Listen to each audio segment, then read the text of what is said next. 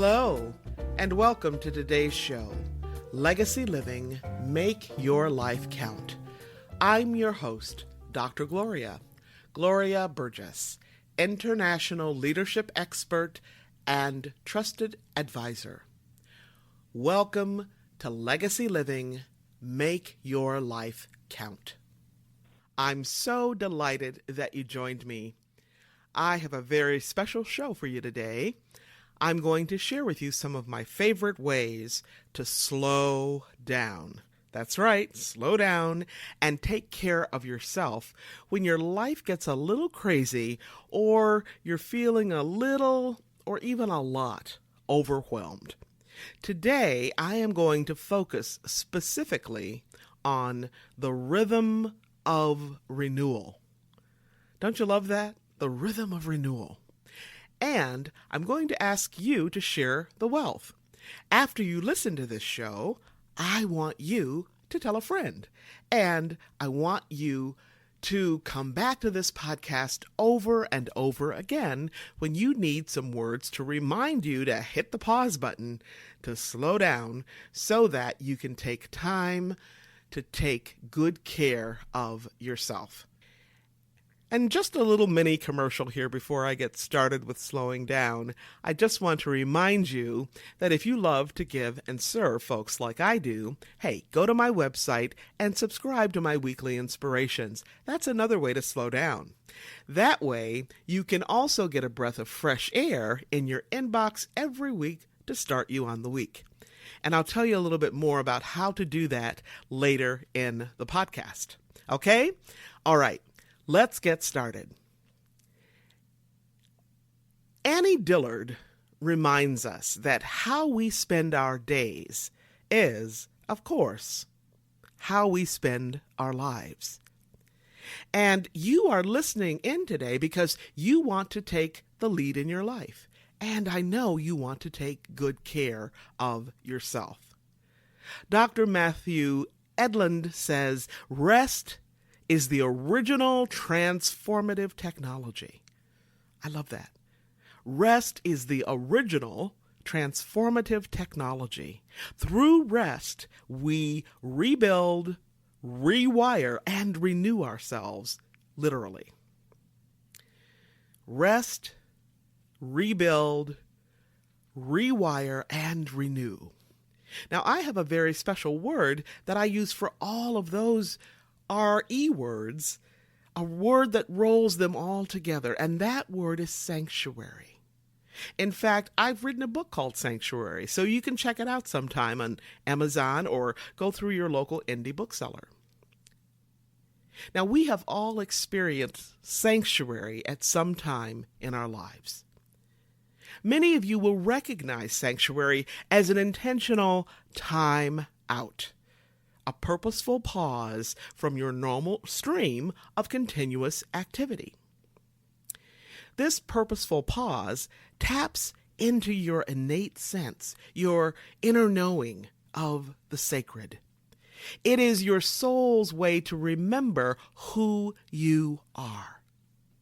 Who you are when you're not overcommitted, who you are when you're not overwhelmed, who you are when you're not obsessed with speed, who you are when you're not distracted, you're not stressed out, you're not numbed out, you're not merely going through the motions of living. Instead, you are living the life that is meant just for you.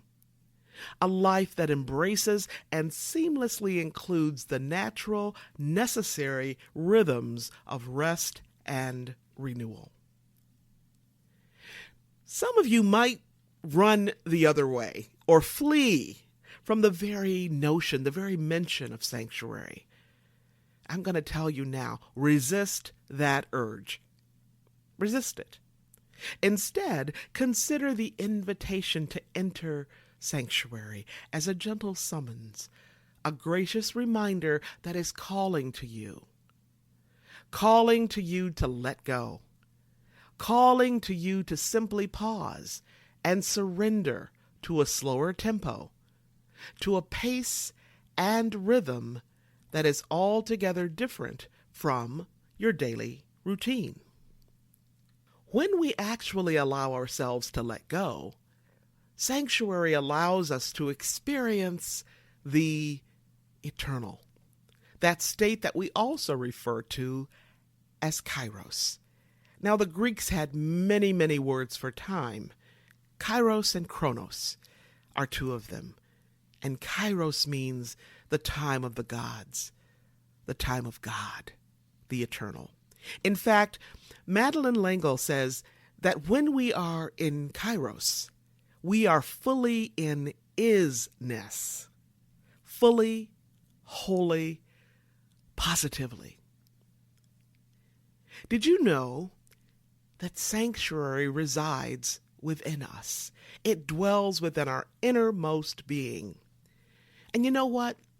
There are so many blessings that sanctuary offers. We've already talked about a few of them, so let's add a few more. In addition to rest and renewal, it also offers the blessings of respite, revelation, reignition, and restoration. Now, I know that for some of you out there, this notion that sanctuary resides within us is kind of radical, right? Now, why is that? Well, because most folks in our culture believe that sanctuary is something that exists outside of ourselves, outside of who we are. So let me be really clear. Sanctuary is not a thing. However, certain experiences and physical places can provide clues about the feeling tone of the sanctuary within. For example, the experience of a long, satisfying walk, or witnessing a breathtaking sunrise or sunset, or looking at snow-capped mountains, cathedrals, forests, deserts, meadows, labyrinths, lakes, beautiful refuges of our own making. Most of us have enjoyed such experiences, right? Now, I just got back from a long, satisfying walk right next to the ocean. And on the other side, wonderful floral gardens, roses and nasturtium and lupines and delphinium and all kinds of wonderful, beautiful flowers, right? So we know instinctively, we know that these kinds of experiences can evoke the feeling tone of sanctuary. And they can also enhance our awareness of how we can cultivate sanctuary as an interior or inner resource. The key challenge to experiencing sanctuary is to actually make the transition from doing to being, right? I'm going to repeat that because this is really important, right? The important thing I want you to know is to make that shift from doing to being. And that's really hard for us, right? To make this shift, the first thing you have to do is to let go. Just let go of the busyness in the exterior realm of your life, in the exterior realm of doing, so that you can cross the threshold and enter your interior realm of being. Now, what does this mean? Another way of saying what I just said is to let go of your ordinary life, right? Leave the kids, leave the dishes, leave the laundry, leave the cleaning, leave washing the dog, okay? Leave work, all of those things. Leave your ordinary life. Just let it go so that you can actually enter the extraordinary realm of sanctuary. A realm of rest and renewal, wonder and revelation, where your emotional, intellectual, physical, and spiritual health and happiness are primary, front and center. In other words, if you're like me especially, you have to let go of serving others just for a while, just for you, so you can be of service to yourself. Now, I have to tell you that this sounds pretty simple, doesn't it, right? But simple isn't always easy. Again, especially if you're like me, you have to let go of at least a dozen or so things, projects, whatever you're working on. If you travel a lot like I do, and you're not used to slowing down to take care of you. Now, I'm really good at slowing down to care for my family, my friends, my clients, my students, right? But I find it very difficult to slow down just to take care of me. Am I speaking to anybody out there? I know I am. So when I wrote my book called Sanctuary, I actually dedicated it to my husband and best friend who supports me in making a way for sanctuary and, most importantly, practicing what I preach. So let me share a secret with you. When you attend to and care for yourself, when you attend to and care for your interior life, you will reap amazing rewards in your interior as well as your exterior life. Now, for some of you, I know that your inner sanctuary is readily accessible. Like a dear friend, it's like an abiding, familiar, and really profound presence. And when you're out of sync, when you're out of harmony, you simply access your inner sanctuary to help you remember who you are. You attune to the sacred whispers within yourself to recenter yourself, right? To welcome yourself home to your true nature. I sometimes call it getting Gloria's groove back, right? But I know for most of us, sanctuary is often obscured. It's hidden from us. Maybe we could find it once upon a time when life was simpler, when life was slower, before you got married or had children or got that promotion. But now it's buried. It's gone. It's buried beneath the mound of disappointments, life-draining drama, and distractions that you have actually allowed to invade and inhabit your interior life. And now you must discover or uncover all kinds of stuff, all kinds of distractions, and reacquaint yourself with your inner sanctuary. Let me tell you this. Whether it's your constant companion or hidden deep within you, sanctuary summons you. It beckons you to liberate yourself from distraction, from exhaustion, from overwork, from too many yeses, to step away from the oppressive demands of clock time, of what we call chronos, clock time, right? Sanctuary is actually a summons, a calling to you to cross the threshold into the gracious realm of tranquility and refreshment where the daily tyranny of hours and minutes and seconds no longer rule. This summons is an exquisite invitation. An invitation to step out of the ordinary experience of life and enter into Kairos, that extraordinary experience of the eternal that lives and breathes within you. Sanctuary invites you to immerse yourself in this extraordinary time out of time. Invites you to go to that lovely place inside yourself. That place where author Pearl S. Buck says she lives all alone, where she renews her springs that never dry up. Don't you love that? Now this place, this interior place, this sanctuary is a marvelous presence that you can cultivate, and you take it with you wherever you go. I actually believe that sanctuary is your soul's reason for being. As I mentioned earlier, seeking sanctuary requires you to slow down, to hit the pause button. Now, in our culture of speed, slowing down is not the norm. Slowing down is actually countercultural. So seeking and saying yes to sanctuary is a radical act. That's right, it's a radical act of hospitality. Indeed, it is one of the wonderful ways we can inwardly proclaim and host the majesty of our soul.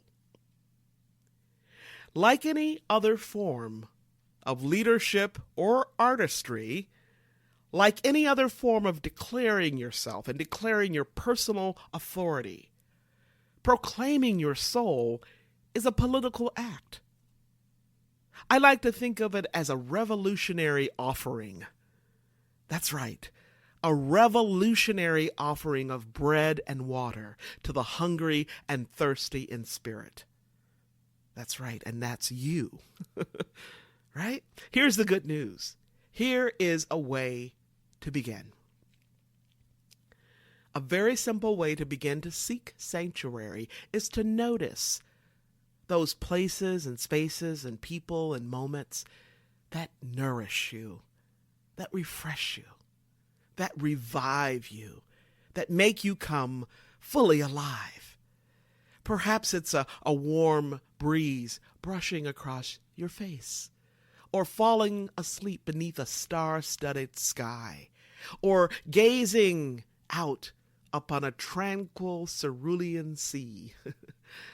Or maybe it's simply putting your feet up and relaxing in your favorite chair in a secluded spot in your living room or your backyard or on your deck or porch or patio, right?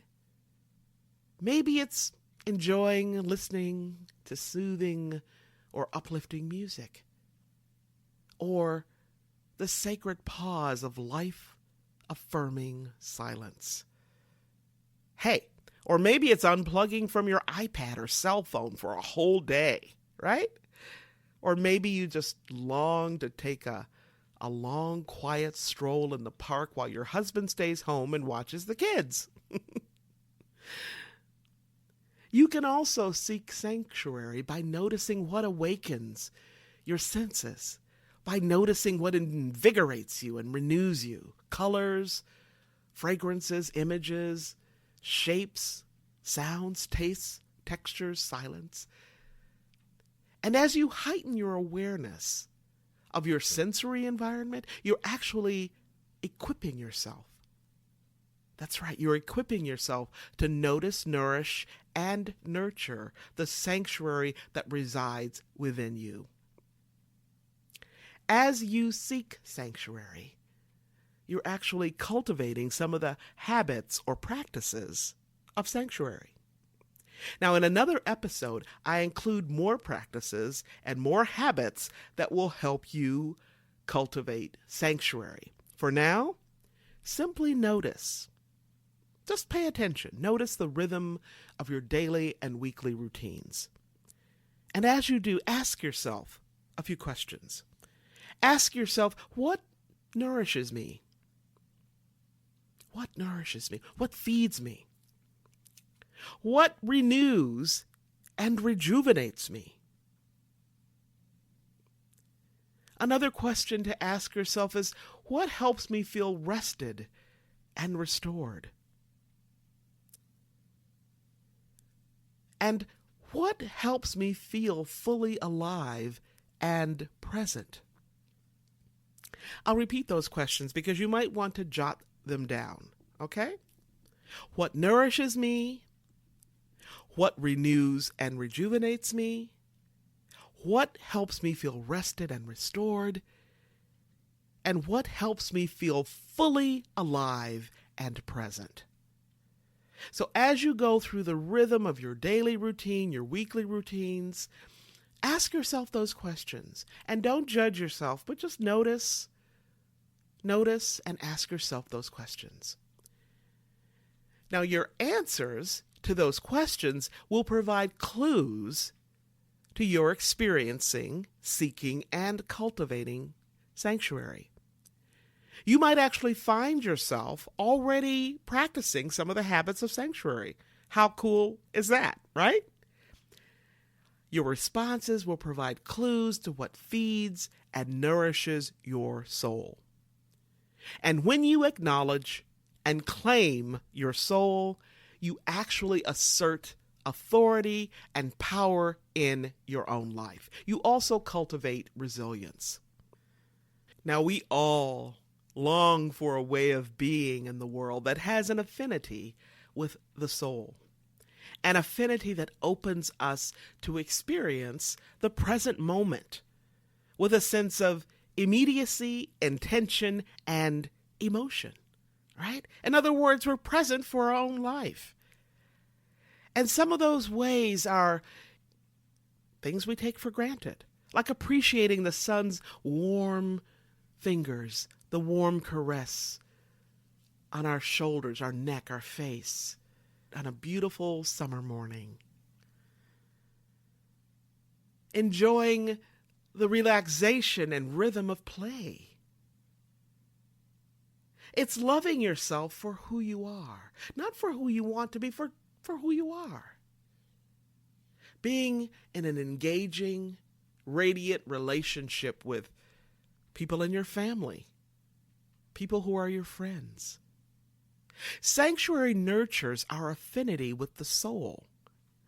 It allows you to splurge in your senses, to just feel them all, and to be aware of them all. Be aware of something as it comes on the tip of your tongue, right? And you taste it. And don't just swallow it, but you actually savor it. Sanctuary allows you to see with new eyes, to listen deeply, to appreciate the miracle of each new moment, each new day. It allows you to open new doors, to see beyond differences, to embrace our shared humanity, to be a global citizen, to engage in purposes beyond your own. Believe in someone else's future. Belong to lives other than your own. To respect the birthright dignity of all. To be guided by a power older than civilization or culture, older than time. To lift your eyes to a horizon beyond your day-to-day routine. I hope you enjoy the realm of sanctuary. It is there for you to support you to rest, renew, and restore yourself. There to support you to reignite your passion, to reconnect you with your purpose, to remember who you are and all that is essential, to recatalyze your life force energy, to rejoice in your innate gifts of awe, creativity, imagination, inspiration, joy, and wonder. Sanctuary is there to help you let go of the daily grind so that you can recenter, recharge, and re-enchant your life. I'm so grateful for the many people in my life who have held, mentored, and nurtured me, family, friends, and total strangers who have helped me learn more deeply about sanctuary and its profound necessity and beneficial balm in my speed-obsessed life. I'm part of the culture. I know you are too. I'm also grateful for the healing presences of place and the powerful guidance and sustenance of the Holy Spirit. I'm also grateful to you for caring enough about yourself and those you love to learn about sanctuary. And finally, my deep gratitude to all the people and places and presences that continue to reveal the blessings of sanctuary. Now, for me, one of those many presences is poetry. So before I close this episode, I want to share a poem with you, a poem inspired by one of my favorite poets, Lucille Clifton. Lucille Clifton. Lucille for light. Even her name helps me. It just helps me tap into and drop into that beautiful realm of sanctuary. So this is one of my own poems called Blessing the Light. Blessing the Light. Thinking of Lucille Clifton. May the stars that shimmer even now beneath the surface of our knowing light your way. May the stars that shimmer even now beneath the surface of our knowing light your way, beyond the valley of fear. May you open your arms, then pull them back, assured that another's will shelter you from any storm. May you lift your face to the sun, sun that favors you always. And may you in your brilliance shine, a beacon for others from here to there.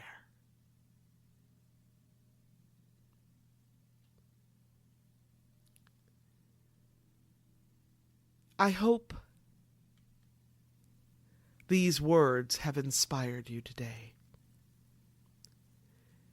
Now, you've heard me say this before. Inspired comes from the Latin inspirare. Inspirare, which means to breathe into or upon.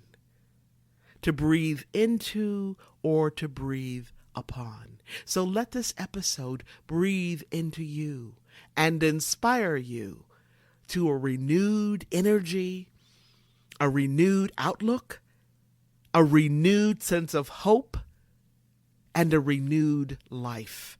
And as you are revived and renewed and restored, be sure to share the wealth. Be sure to share your blessings at somebody else's table. That's how you do it.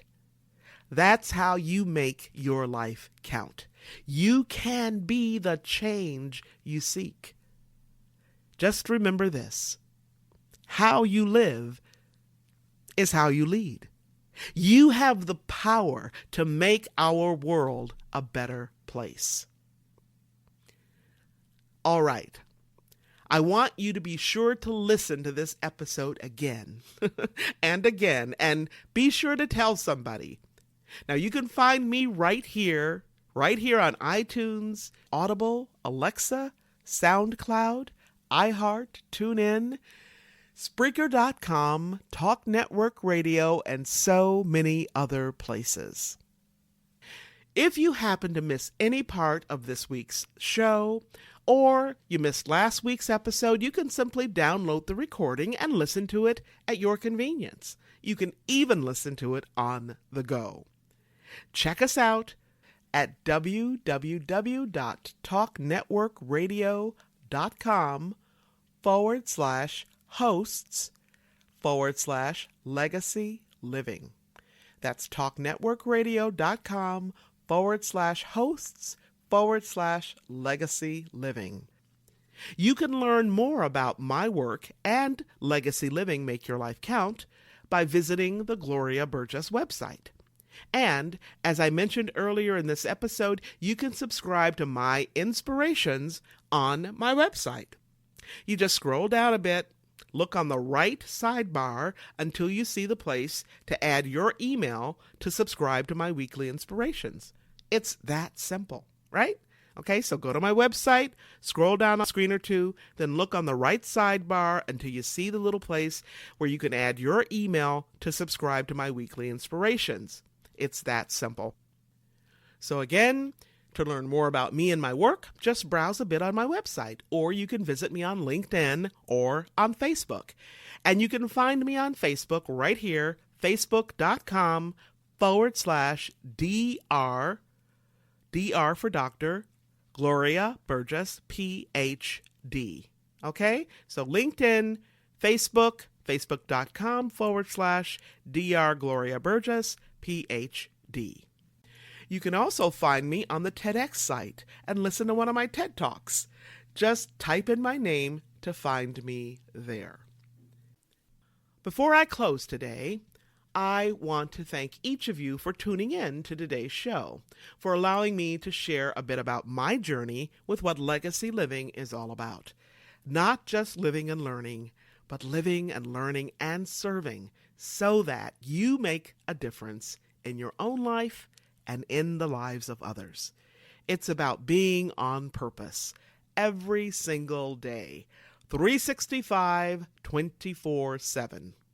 Legacy living is a powerful way to make your life count. Once again, I want to thank you for joining me for today's show. I'm your host, Dr. Gloria Burgess, and this is Legacy Living, Make Your Life Count. Please join me again next time right here on Talk Network Radio for another episode of Legacy Living, Make Your Life Count. Don't just count the days in your life. Make the days in your life count. That's what legacy living is all about. Have a fantastic day, and remember, make the days in your life count. God bless you.